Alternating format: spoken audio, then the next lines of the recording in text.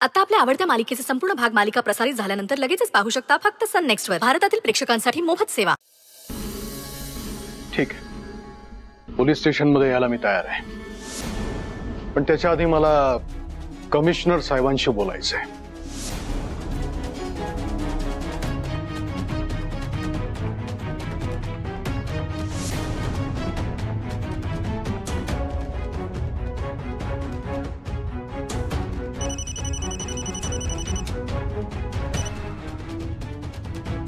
नमस्कार साहेब आणि अभिनंदन. जोरदार विजय मिळाला त्यासाठी धन्यवाद कमिशनर साहेब. बोला सर, आज काय विशेष? विशेष आहे म्हणूनच तुम्हाला मी फोन केलाय. तुमच्या लेडी ऑफिसर अंबिका देशमुख आमच्या घरी आल्या आहेत. मला तर वाटलं होतं की अभिनंदन करण्यासाठी आले असतील, पण त्या तर मला चौकशीसाठी पोलीस स्टेशनला घेऊन जायला आल्या. काय? मी पूर्णपणे कोऑपरेट करायला तयार आहे. त्यांच्याकडे अरेस्ट वॉरंट नसताना, पण म्हटलं तुमच्या डिपार्टमेंट मध्ये एक ऑफिसर किती सिन्सिअर आहे हे तुमच्या कानावर घालावं म्हणून फोन केला. कसं आहे ना, माझ्या विरोधकांच्या हाती आयत कोलीच सापडणार आहे. मला तर वाटतंय त्यांनीच सुपारी दिलेली असावी. साहेब साहेब तुम्ही काही काळजी करू नका, मी आहे ना. त्या अंबिकाला जरा फोन द्या.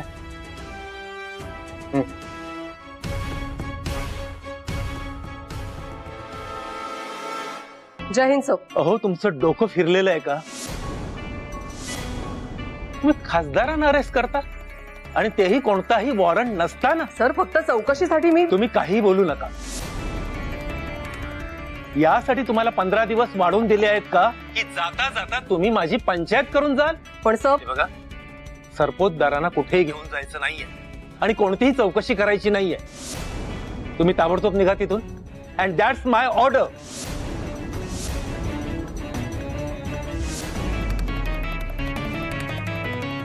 Yes sir.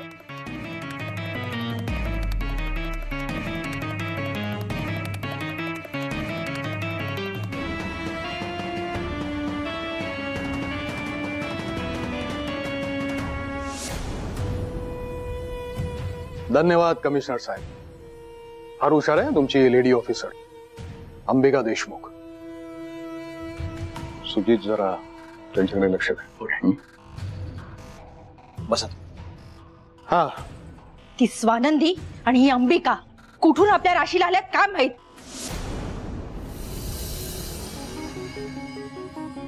मणी सर, कुठे चाललोय आपण सांगा तरी. स्वानंदी विचारताय काय आणि मी काय सांगावं? तुम्ही गेल्यावर प्रत्यक्ष बघा ना. अहो पण मी कधीपासून विचारतीये तुम्हाला, चाललोय तरी कुठे नक्की? जेसी, फातिमा, तुम्हाला तर माहितीच असेल ना आपण कुठे चाललोय. अजिबात काही बोलायचं नाही. अहो पण स्वानंदी एक काम करा, तुम्ही डोळे बंद करा. अहो आता डोळे कशाला मिटायचे? अहो डोळे बंद करा म्हटलं ना. आपण आलोय, जवळ आलोय. अहो पण कशात? लगेच. घ्या. उघडू का डोळे? नाही, एक मिनिट. हा हा हा, आता उघडा. 1 2 3.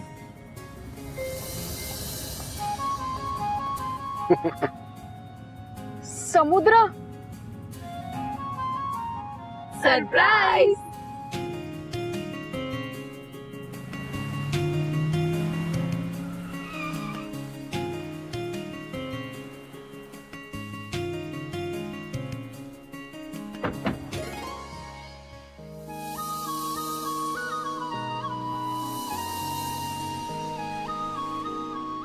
मणी सर, अहो कसला भारी आहे हा समुद्र. आमच्या गावाकडे ना नदीच होती. मी आणि माझी गँग आम्ही नदीकडे जायचो. तिकडे जाऊन आम्ही भेळ पार्टी करायचो. एवढा मोठा समुद्र ना मी पहिल्यांदाच बघतीये. लय भारी वाटतंय. स्वानंदी तुम्हाला बोललो होतो ना, एक दिवस घेऊन जाईल समुद्रावर. थँक्यू.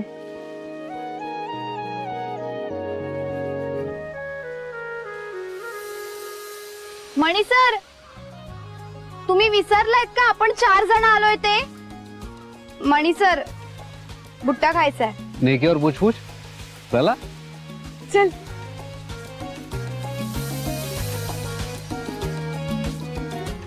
भैया मुझे मुझे ये भुट्टा देना. जेसी तुला बघ कोणता पाहिजे. बघ कवड़ा वाला भुट्टा घे जो सॉफ्ट रहता है और खाने के लिए भी बहुत अच्छा रहता है. हाँ हाँ. तुम्ही खाणार?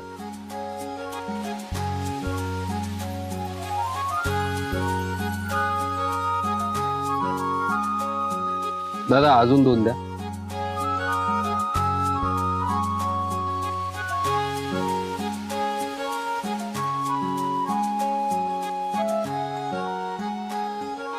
Swanandi thank you. Welcome. Thank you.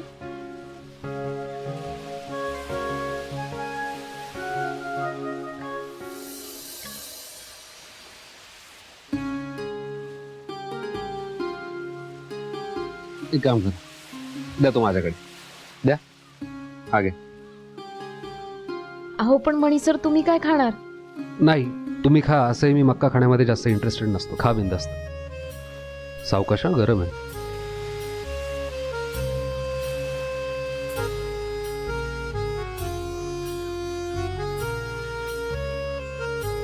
हो गया.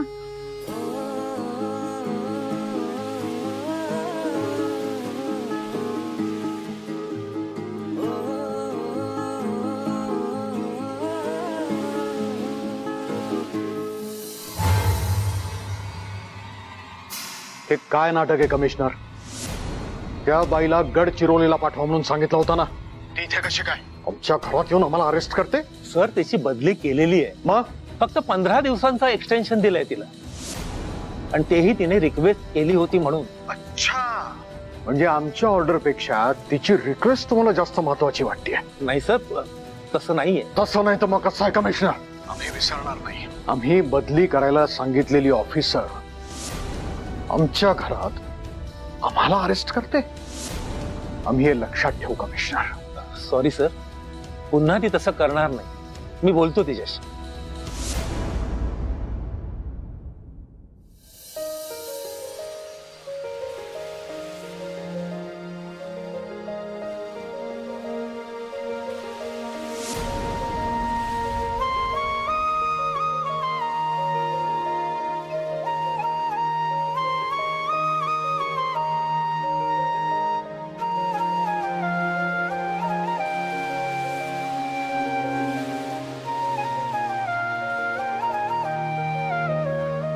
काय झालं? अशा एकट्या का बसला तिथे? फातिमा, जेसी शोधतात तुम्हाला. टेन्शन आलंय कसलं? टेन्शन मणी सर, इथे येऊन ना टेन्शन हा शब्दच विसरले मी. शांत शांत वाटतंय. थँक्यू तुम्ही मला इथे आणल्याबद्दल.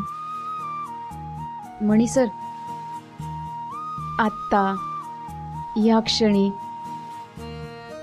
मला जे फील होत आहे ना, ते फिलिंग आयुष्यभर असंच नाही करावू शकत. मला लई आवडतंय हे.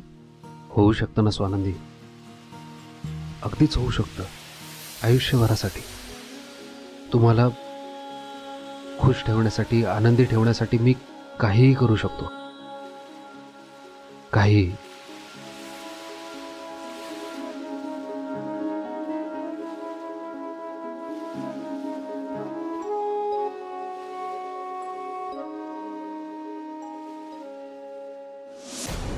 एवढे मोठे खासदार तुम्ही, आणि ती बाई अटक करायला तुम्हाला, आणि हे सगळं कोणामुळे होत आहे? त्या स्वानंदीमुळे. कोणाचं पाप पोटात घेऊन फिरते कोणाच ठाऊक. आधी आपल्या सुजीतला फसवलं, मग वणीला, आणि आता तुम्हाला. जरा एक मिनिट. हायकमांडचा फोन आहे.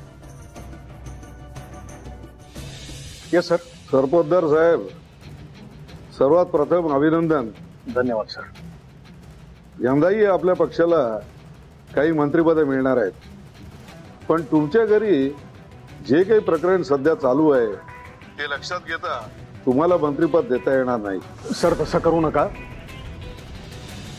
आम्ही सगळे क्लीन आहोत. ती इन्स्पेक्टर जी आहे ना ती. हो तसं नाहीये, पक्ष पण तुम्हाला समजून घेतो, पण सध्या जे स्वानंदी केस प्रकरण चालू आहे ते बघा. तुम्हाला जर का मंत्रिपद दिलं तर पक्षातले आणि बाहेरचे दोन्ही विरोधक पेटून उठतील आणि आम्हाला ते नको आहे. सर, एक सिनियर मेंबर आहे मी सर. असा तडकाफडकी निर्णय घेऊ नका तुम्ही. माझा ऐका, मला फक्त 2 दिवस द्या. या 2 दिवसात हे प्रकरण मी मार्गी लावतो. जर हे प्रकरण मी मार्गी लावू शकलो नाही तर तुमचा निर्णय मला मान्य आहे. पण जर हे प्रकरण मी मार्गी लावलं तर तुमच्या शिफारसीनं मला मंत्रिपद हवंय. ठीक आहे, ते संपवा, मग बघू. काय झालं? जरा शांत बसा तुम्ही.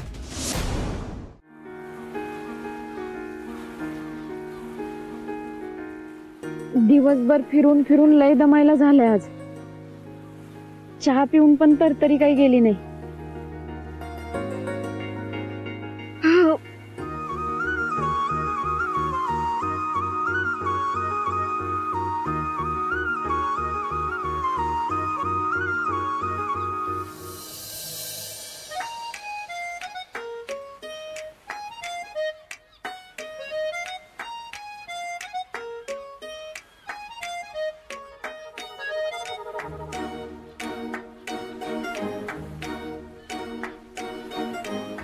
जैसी ऊपर वाला जब भी देता है छप्पर फाड़ के देता है ना.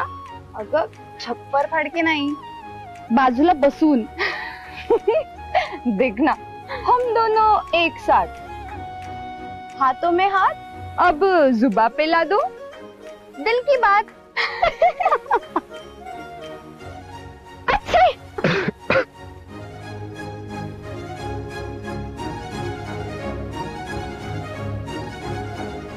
सॉरी मनी सर, मला वाटलं जेसी आहे माझ्या बाजूला. It's okay. मी काय बोललोय का तुम्हाला? हाँ हाँ इट्स ओके स्वानंदी. अगं आम्ही तरी कुठे काय बोललो? काय चाललंय तुमचं?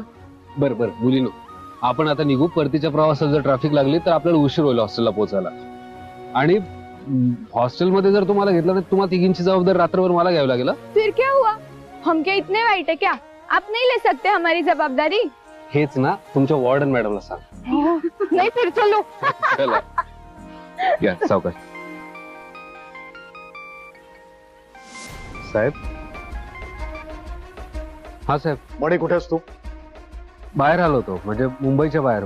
बोला ना, काय झालं? किती वेळ लागणार आहे परत यायला? 3-3.5 तास लागतील. म्हणजे ट्रॅफिकवर डिपेंड आहे खरं तर. पण काय झालंय? एवढा वेळ नाहीये माझ्याकडे थांबायला. एक काम कर, आपल्या ओळखीतल्या सगळ्या पत्रकारांना आत्ताच्या आत्ता फोन कर. बर. नाही, एक काम कर, सगळ्या चॅनलवाल्यांना फोन कर आणि मुख्य न्यूजपेपरच्या सगळ्या पत्रकारांना ताबडतोब फोन करून आपल्या घरी यायला सांग. काय झालंय साहेब? म्हणजे अचानक पत्रकार परिषद वगैरे बोलवली आहे. सगळं ओके ना? ओके नाहीये. ही पत्रकार परिषद झाली ना की मग सगळं ओके होणार आहे. ताबडतोब फोन करून यायला सांग आपल्या घरी 1 तासाच्या आत. बर, बोलवतो.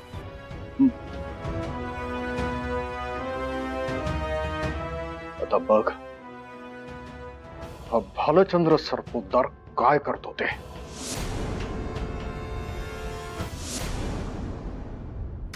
काय झालं मणी सर? सगळं ठीक आहे ना? हो, चला.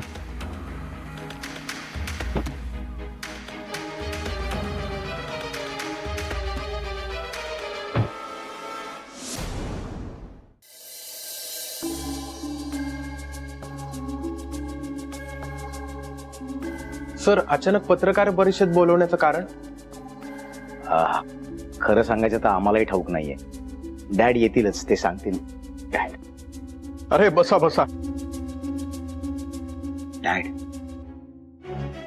सगळे पत्रकारही मला विचारतायत, अचानक ही पत्रकार परिषद कारण? सगळ्यांच्या समोर सांगितलं की तुला कळेलच. ये ये ये ये बस.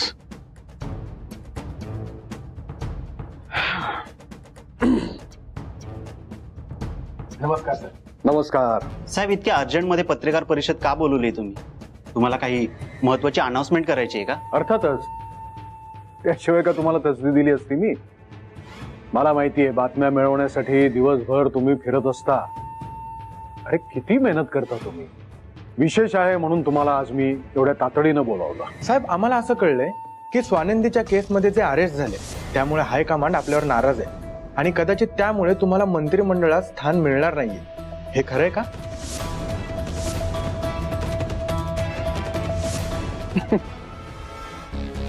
कोणी सांगितलं तुम्हाला? नाही, ज्या कोणी तुम्हाला हे सांगितलं ना त्याला मला भेटायचंय.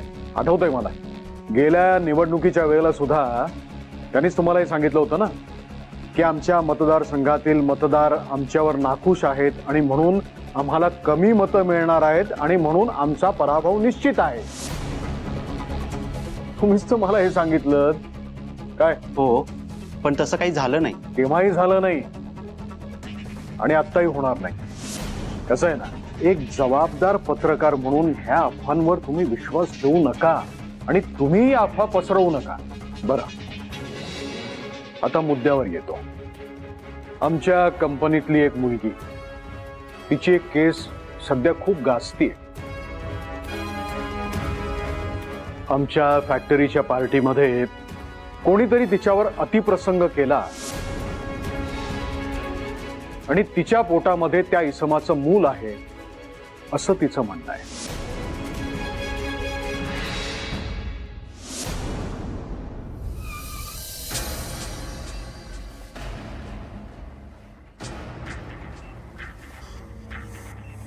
मणी सर, तुम्ही अजूनही टेन्शन मध्येच आहात. सरपोतदार साहेबांनी फोन केला तेव्हापासून तुम्ही टेन्शन मध्ये आहात. सगळं ठीक आहे ना? म्हणजे माहित नाही, अचानक साहेबांनी फोन केला, पत्रकारांना बोलवायला सांगितलं, काहीतरी पत्रकार परिषद घ्यायची त्यांना. आता कशासाठी हवी ती माहित नाही. कदाचित आतापर्यंत पत्रकार पोहोचले असते. सरपोतदारांची प्रेस कॉन्फरन्स सुरू झाली, लाईव्ह आहे. लाईव्ह?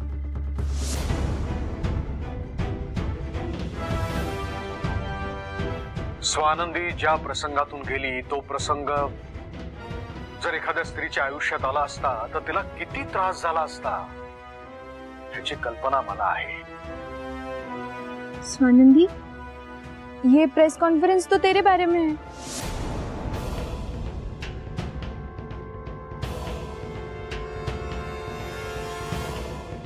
आपल्या देशामध्ये जिथे जिथे कुटुंब व्यवस्थेला महत्व दिलं जातं अशामध्ये एक मुलगी जिचं लग्नही झालेलं नाहीये, तिच्या पोटामध्ये एक बाळ वाढतंय, ती त्या बाळाला त्याच्या बापाचं नाव देऊ शकत नाहीये. हे किती भयंकर आहे ह्याची कल्पना न केलेलीच बरी. मलाच नाही तर माझ्या कुटुंबातील प्रत्येकाला स्वानंदी विषयी सहानुभूती आहे आणि विशेषतः आमचे चिरंजीव सुजितराव, त्यांना तर विशेष जिव्हाळा आहे. तिच्या कलेची कदर आणि कौतुक म्हणून सुजितरावांनीच स्वानंदीला आमच्या फॅक्टरीमध्ये नोकरी दिली. तिच्यावर आम्ही खूप प्रोजेक्टची जबाबदारी दिली होती आणि बऱ्याचशा प्रोजेक्टमध्ये सुजितराव तिच्या बरोबरच काम करत होते. आणि म्हणूनच आज आम्ही एक मोठा निर्णय घेतलेला आहे. काय निर्णय असणार आहे साहेब तुमचा? लवकर सांगा साहेब. काय पाऊल उचलणार? काय करता साहेब? लवकर सांगा. काय निर्णय आहे तुमचा? सरपोतदार साहेब सांगा ना.